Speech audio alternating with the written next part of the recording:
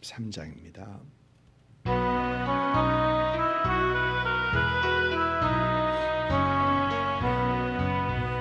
주의 사랑 비칠 때의 기쁨 오네. 근심 걱정 물러가고 기쁨 오네. 기도하게 하시며 희미한 것 물리쳐 주의 사랑 비칠 때 기쁨 오네.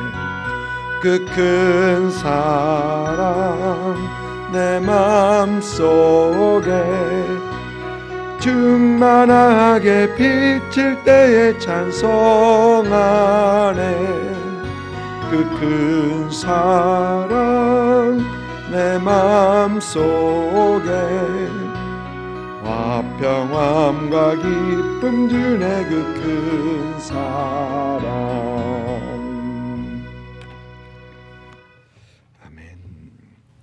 에스겔서입니다. 에스겔서 1장 1절부터 14절까지 1장 1절부터 14절까지 우리가 잠목소리로 읽습니다. 30째 해 넷째 날 넷째 달 초다새에 내가 그발강가 사로잡힌 자 중에 있을 때에 하늘이 열리며 하나님의 모습이 내게 보이니 여호와긴 왕이 사로잡힌 지 5년 그달 초다새라. 갈대아 땅 그발 강가에서 여호와의 말씀이 부시의 아들 제사장 나 에스겔에게 특별히 임하고 여호와의 권능이 내 위에 있으니라. 내가 보니 북쪽에서부터 폭풍과 큰 구름이 오는데 그 속에서 불이 번쩍번쩍하여 빛이 그 사방에 비치며 그 불 가운데 단쇠 같은 것이 나타나 보이고 그 속에서 내 생물의 형상이 나타나는데 그들의 모양이 이러하니 그들에게 사람의 형상이 있더라. 그들에게 각각 내 얼굴과 내 날개가 있고 그들의 다리는 곧은 다리요 그들의 발바닥은 송아지 발바닥 같고 광낸 구리빛 같이 빛나며 그 사방 날개 밑에는 각각 사람의 손이 있더라. 그 내 생물의 얼굴과 날개가 이러하니 날개는 다 서로 연하였으며 갈 때에는 돌이키지 아니하고 일체의 앞으로 곧게 행하며 그 얼굴들의 모양은 넷의 앞은 사람의 얼굴이요 넷의 오른쪽은 사자의 얼굴이요 넷의 왼쪽은 소의 얼굴이요 넷의 뒤는 독수리의 얼굴이니 그 얼굴은 그러하며 그 날개는 뒤로 펴서 각기 둘씩 서로 연하였고 또 둘은 몸을 가렸으며 영이 어떤 쪽으로 가면 그 생물도 그대로 가되 돌이키지 아니하고 일제히 앞으로 곧게 행하며 또 생물의 모양은 타는 숯불과 횃불 모양 같은데 그 불이 그 생물 사이에서 오르락 내리락 하며 그 불은 광채가 있고 그 가운데는 번개가 나며 그 생물들은 번개 모양같이 왕래하더라. 아멘. 오늘부터는 이제 에스겔서를 살펴보게 됩니다. 에스겔서의 저자는 3절 말씀 보니까 부시의 아들 제사장 나 에스겔이라고 하고 있습니다. 에스겔은 제사장인데 이들은 이제 바벨론의 침공을 받아 이들이 바벨론으로 끌려가서 그들이 하나님의 성전에서 예배할 수 없는 그런 상황에서 하나님께서는 이제 제사장 에스겔을 부르셔서 선지자의 역할을 하게 하십니다. 에스겔은 다니엘과 더불어 이제 포로 기간 70년 포로 기간 때 활동했던 그 선지자, 그 선지자였습니다. 1절 보면은 내가 그발 강가 사로잡힌 자 중에 있을 때라는 그 말이 바벨론에 있는 포로들과 함께 있는 에스겔 선지자의 모습을 우리는 보게 됩니다. 바벨론은 유다를 세 차례 침공을 하죠. 1차 침공은 605년 BC 605년에 처음 유다를 치고 그때 포로들을 일단 먼저 끌고 갑니다. 이때 1차 포로 때 끌려간 사람들 중에 다니엘과 세 친구들이 그때 1차 포로 때 끌려갔었고 2차 침공은 597년 BC 597년이죠. 이때 여호야킨 때입니다. 여호야킨은 왕이 되어서 바벨론에게 이 반기를 바벨론을 섬기다가 바벨론에 반기를 듭니다. 그러자 느부갓네살은 그런 유다를 그냥 놔두지 않고 이제 유다를 2차 두 번째로 침공을 하고 그때 또 포로들을 또 잡아갑니다. 에스겔 선지자가 2차 포로 중에 끌려갔던 사람입니다. 2차 포로 중에 끌려갔고요. 그 다음에 3차 침공은 BC 586년에 있었는데 바벨론 유다를 침공하고 그 예루살렘을 다 무너뜨리고 하나님의 성전을 다 회파하고 이제 완전히 헐고 많은 사람들을 거의 모든 사람들을 다 잡아갑니다. 그리고 몇 사람 안 남죠. 거기 남아 있는 사람 몇 사람 안 남습니다. 그때가 유다 왕 마지막 왕 시드기야 왕 때 있었던 일입니다. 오늘 말씀 1절을 보면은 30째 해 넷째 달 초닷새 그러고 있는데 이 말은 에스겔 선지자가 30살이었다는 얘기입니다. 30살 하면 이제 제사장의 직분을 감당할 수 있는 그런 나이입니다. 그때 하나님께서는 에스겔 선지자를 이제 부르시고 제사장이 아닌 선지자로서 사역을 감당하게 하시는 것입니다. 그리고 그발강가 사로잡힌 자 중에 있을 때에라고 합니다.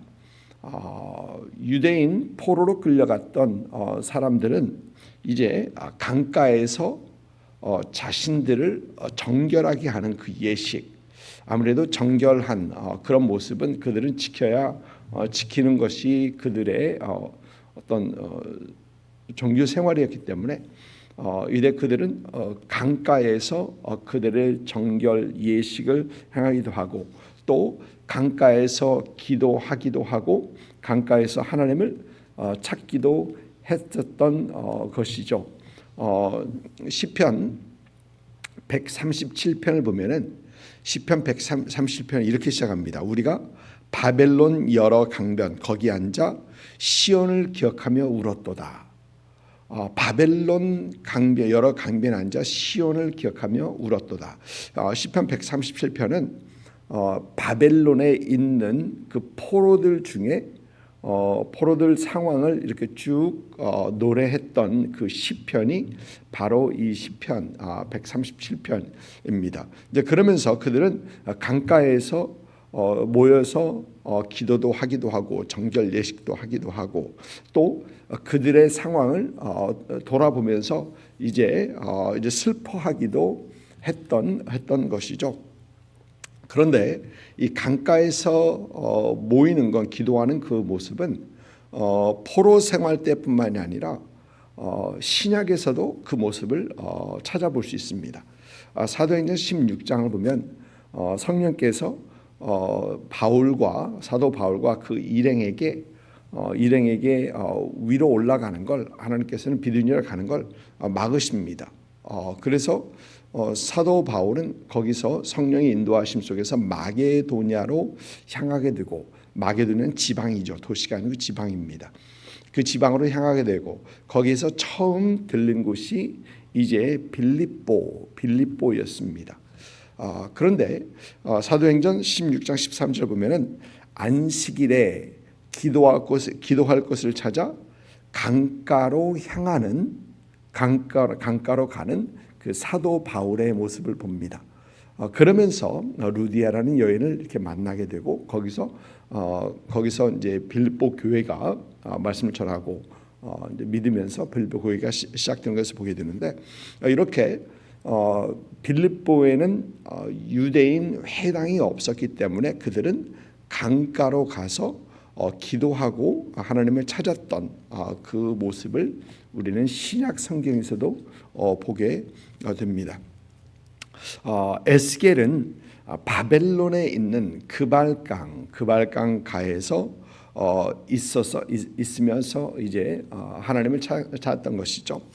이제 그때 하나님께서는 보니까 하늘이 열리며 하나님의 모습이 내게 보이니 하늘의 환상을 이제 보여줍니다. 오늘 말씀에서 쭉 이 보이는 어떤 그런 모습은 하나님의 영광, 하늘의 모습을 보여주는 어떤 그런 내용들이 오늘 이 환상의 어떤 그런 내용입니다. 이 환상은 에스겔이나 유대인들에게 매우 특별했다라는 그런 생각을 해봅니다. 왜냐하면 그들은 그들의 죄로 인하여 하나님께서는 하나님의 진노를 사게 되고 하나님께서는 바벨론을 들어서 유다를 치게 하셨고 또 그들은 포로로 끌려가서 이제 바벨론에 있는 겁니다.